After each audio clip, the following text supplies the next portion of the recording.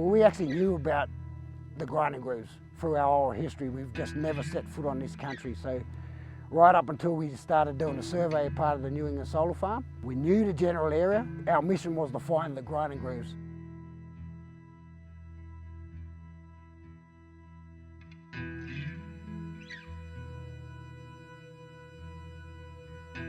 Believe me, the emotions, we had the rest of the day, half of it we was just sitting up here. Some people broke down, started crying, you know, the emotions just was over powerful.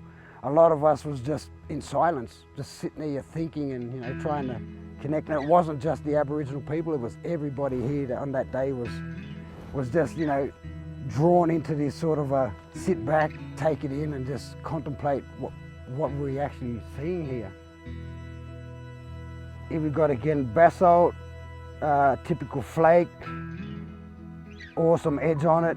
Add a bit of resin on that side just to give you a bit of a handle, and there's a typical Enowan knife. For maybe 100 years this site died or sort of went to sleep. Through ACEN Australia, and this project has now allowed us to reconnect this and revitalise the site. Part of local jobs is capacity building within our First Nations partners. Through the construction of stage 1 and now the operation, we've been working with our First Nations partners to develop a maintenance crew that comes and provides maintenance like landscaping activities within the cultural heritage sites. And that's been a really positive process, and we've been working with them to build further capacity so we can extend that into stage 2. We've got a team made up that's called the Iwata Kayana Maintenance. So that's Iwata stands for Echidna, which is our totem. Kayuna stands for country or ground. This is our ground, so we made up that maintenance team, and these are the guys around here now. So their role is to protect this site and revert it back to a living classroom, but also to get rid of all the invasive species, pest animals, things like that. We would have had Macleay Valley people coming from up there. They would have come up here, would have met with the Gabanga people coming from that way. Biripai came from over at that mountain over there, which heads down to Mount George country. And then we had the Kamilaroi coming up from the Moombi way and out to the west.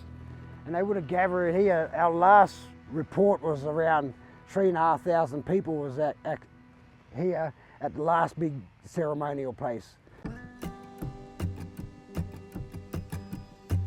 Now remember, these grinding grooves are not just for stone.